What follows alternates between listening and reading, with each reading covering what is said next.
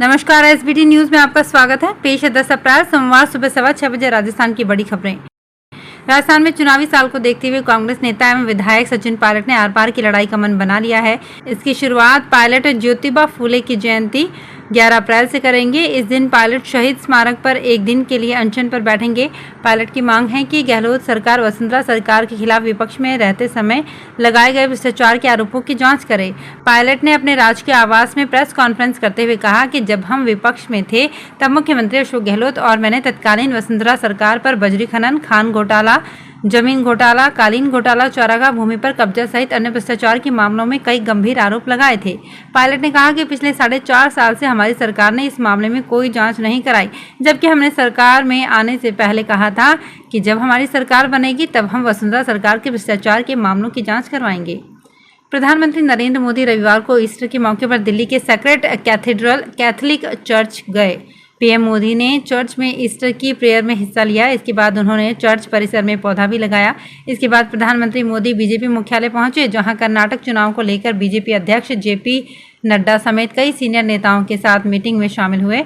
इससे पहले चर्च के फादर फ्रांसिस स्वामीनाथन ने बताया कि प्रधानमंत्री नरेंद्र मोदी ईस्टर के मौके पर चर्च आने वाले हैं और वे इस यात्रा को लेकर बेहद उत्साहित हैं। इसके बाद पीएम मोदी बीजेपी की केंद्रीय चुनाव समिति की बैठक में हिस्सा लेने के लिए पार्टी मुख्यालय चले गए। राजस्थान विश्वविद्यालय में रविवार को एनएसयूआई का स्थापना दिवस मनाया गया। मुख्यमंत्री अशोक गहलोत कार्यक्रम में वर्चुअली शामिल हुए। मुख्यमंत्री गहलोत ने कहा कि जब एनएसयूआई की शुरुआत हुई थी तो इसका नाम कोई नहीं जानता था। आज हर एक व्यक्ति, नेता, अधिकारी की जुबान पर एनएसयूआई का नाम है। राजस्थान विश्वविद्यालय के घूमर पांडाल में प्रदेश स्तरीय कार्यक्रम का आयोजन हुआ, जिसमें अभी तक एनएसयूआई के सफर को लेकर भी प्रदर्शनी लगाई गई। सरकार की योजनाओं और मुख्यमंत्री के जीवन पर आधारित प्रदर्शनी भी लगाई गई। इस दौरान कार्यक्रम में सीएम गहलोत ने वर्चुअली एनएसयूआई के प्रदेश अध्यक्ष अभिषेक चौधरी की तारीफ की। राजस्थान में कोरोना का ग्राफ लगातार बढ़ रहा है। अप्रैल महीने में हर दिन कोरोना के मरीजों में इजाफा हो रहा है। कोरोना का लगातार बढ़ना खतरे की घंटी साबित हो रहा है। इसे लेकर राज्य सरकार और केंद्र सरकार अलर्ट मोड पर आ गई है। देश भर में आज 10 व 11 अप्रैल को कोरोना को लेकर सभी अस्पतालों में मॉक ड्रिल होगी। राजस्थान में मॉक ड्रिल को लेकर सभी अस्पतालों की तैयारियों को सुनिश्चित किया जाएगा। इसे लेकर स्वास्थ्य विभाग ने तैयारियां शुरू कर दी है।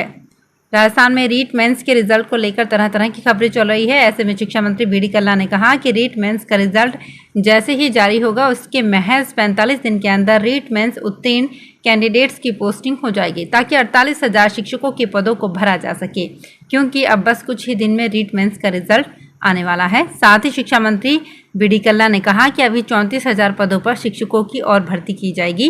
पोस्टिंग की प्रक्रिया जिलेवार की जाएगी। सबसे खास बात यह है कि राजस्थान कर्मचारी चयन बोर्ड के अध्यक्ष अप्रैल के आखिरी सप्ताह तक रीट मेंस का रिजल्ट जारी होने की संभावना जताई है। ऐसे में मई के पहले सप्ताह में भी रिजल्ट आ सकता है।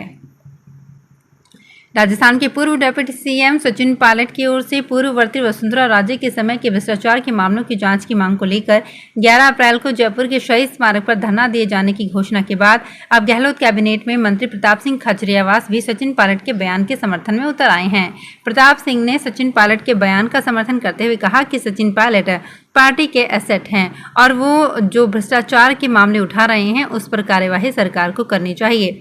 खजरियावास ने मीडिया से बातचीत करते हुए भ्रष्टाचार के मामलों को लेकर कांग्रेस के सबसे बड़े नेता राहुल गांधी, अडानी समूह व केंद्र सरकार की सांठगांठ से हुए भ्रष्टाचार के मामले की जांच जेपीसी से कराने की मांग कर रहे हैं। हरियाणा के हिसार में पूर्व सीएम भूपेंद्र सिंह हुड्डा के काफिले का एक्सीडेंट हो गया। उनकी कार के सामने अचानक नीलगाय आ गई, जिससे उनकी गाड़ी आगे से बुरी तरह से क्षतिग्रस्त हो गई। कार के एयरबैग भी खुल गए, जिस कारण भूपेंद्र सिंह हुड्डा बाल बाल बच गए। हादसा गांव मतलौडा के पास हुआ। बाद में उन्हें दूसरी गाड़ी से आगे के लिए रवाना किया गया। मुख्यमंत्री मनोहर लाल ने भूपेंद्र सिंह हुड्डा को फोन कर उनका हालचाल जाना। जोधपुर मारवाड़ जंक्शन के बीच इलेक्ट्रिक रेलवे लाइन के तार चोरी हो गए हैं। चोरों ने 25,000 किलोवाट की बिजली सप्लाई के बीच शातिर अंदाज से तार काटे। इससे इस रूट पर चल रही 12 ट्रेनें जहां थी वहीं खड़ी रह गई। वारदात पाली के बोमादड़ा की है।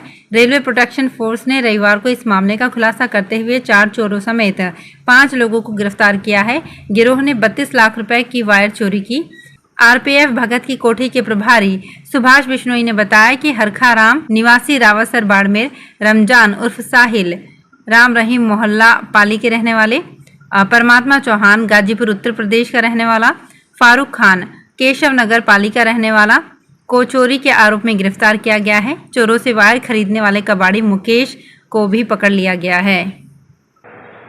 जिला समान परीक्षा योजना के तहत राजस्थान के सरकारी और मान्यता प्राप्त निजी स्कूलों में अध्ययनरत 9वीं और 11वीं कक्षा के विद्यार्थियों की वार्षिक परीक्षा 13 अप्रैल से शुरू होगी। परीक्षा का आयोजन 2 पारियों में होगा। पहली पारी की परीक्षा सुबह 8 से सवा 11 बजे तक, दूसरी पारी की परीक्षा 11:45 से दोपहर 3 बजे तक होगी। परीक्षा की कुल अवधि 3.25 घंटे की होगी। दिल्ली नगर निगम मेयर का चुनाव 26 अप्रैल को होगा। आम आदमी पार्टी के नेता सौरभ भारद्वाज ने बताया कि दिल्ली की मेयर शैली ओबेरॉय ने चुनाव के लिए ये तारीख तय की है। दिल्ली में नगर पालिका चुनाव 4 दिसंबर को हुए थे और रिजल्ट 7 दिसंबर को घोषित किए गए थे। आम आदमी पार्टी ने 250 में से 134 सीटें जीती थी। आम आदमी पार्टी की नेता शैली ओबेरॉय 22 फरवरी को मेयर चुनी गई थी। उन्होंने 31 मार्च को मेयर पद पर अपना 38 दिन का कार्यकाल पूरा किया। नियमों के अनुसार चुनाव प्रक्रिया को 30 अप्रैल से पहले पूरा करना होगा। राज्यसभा सांसद कपिल सिब्बल ने 2024 के लोकसभा चुनाव को लेकर बड़ा बयान दिया है। उन्होंने कहा कि कांग्रेस को 2024 में बीजेपी से मुकाबला करने वाले गठबंधन के केंद्र में रहना चाहिए। विपक्षी दलों को एक मजबूत गठबंधन बनाने के लिए संवेदनशील होने की जरूरत है। साथ ही एक दूसरे की विचारधाराओं की आलोचना करने में भी सावधानी बरतनी चाहिए। सिब्बल ने रविवार को मीडिया को दिए इंटरव्यू में ये बातें कही। कपिल सिब्बल ने केंद्र सरकार का विरोध करने वाली सभी पार्टियों से अपनी बात लोगों तक पहुंचाने के लिए एक प्लेटफॉर्म तलाशने का अनुरोध किया।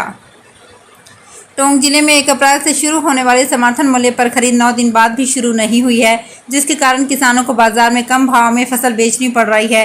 टोंक सहकारी समिति का प्रबंधन आज सोमवार 10 अप्रैल से खरीद शुरू करने का दावा कर रहा है, लेकिन इसके लिए सभी तैयारियां पूरी करने की बात कही जा रही है, जबकि अभी सरसों का बारदान टोंक नहीं पहुंचा है और न ही किसानों के पास सरसों की फसल बेचने को लेकर कोई मैसेज आया है। ऐसे में सोमवार को भी केवल चने की ही समर्थन मूल्य पर खरीद होगी। लेक सिटी उदयपुर का पर्यटन अब ऑफ सीजन में भी अच्छा जा रहा है। दरअसल समर सीजन में भी पर्यटक उदयपुर आना पसंद कर रहे हैं। यही कारण है कि पिछले सालों के मुकाबले पर्यटकों की संख्या बढ़ी है। पर्यटन विभाग की ओर से जारी किए गए आंकड़ों के अनुसार इस साल मार्च माह में 1,38,000 देसी पर्यटक पहुंचे। पिछले 12 सालों में इतने पर्यटक मार्च माह में यहां नहीं आए हैं। पर्यटन विभाग से मिली जानकारी के अनुसार मार्च माह में कुल 1,52,026 मेहमान आए। इनमें से देसी मेहमानों की संख्या 1,38,000 रही। वहीं विदेशी मेहमानों की बात करें तो इनकी संख्या 14,026 रही। वैशाख मास के शुक्ल पक्ष की तृतीया तिथि अक्षय तृतीया या आखा तीज के नाम से जानी जाती है। इस बार आखा तीज 6 शुभ योग में आ रही है। इसमें त्रिपुष्कर, सौभाग्य, सर्वार्थ सिद्धि, अमृत सिद्धि, रवि, आयुष्मान योग का संयोग बन रहा है।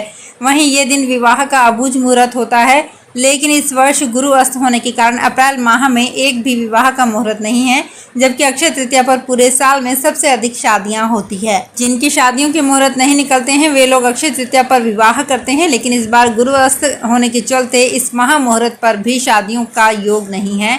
हालांकि अबूझ मुहूर्त होने के कारण कई लोग इस दिन शादियां करेंगे। मदनगंज किशनगढ़ नगर परिषद प्रशासन ने सफाई व्यवस्था को बेहतर करने के लिए दुकानदारों को पाबंद किया है कि वो अपनी दुकानों का कचरा सड़क पर नहीं फेंके। इसके लिए वो दुकानों में डस्टबिन रखें और घर घर कचरा संग्रहण करने वाले वाहन में ये कचरा नियमित रूप से डालें, वरना जुर्माना वसूला जाएगा। साथ ही दुकानों के बाहर बने अस्थायी निर्माण एवं अतिक्रमण को भी तोड़ा जाएगा, अन्यथा नगर परिषद प्रशासन आज सोमवार से मुहिम चलाकर सख्त कार्यवाही करेगा। तो फिलहाल इस बुलेटिन में इतना ही। फिर हाजिर होंगे कुछ और बड़ी खबरों के साथ।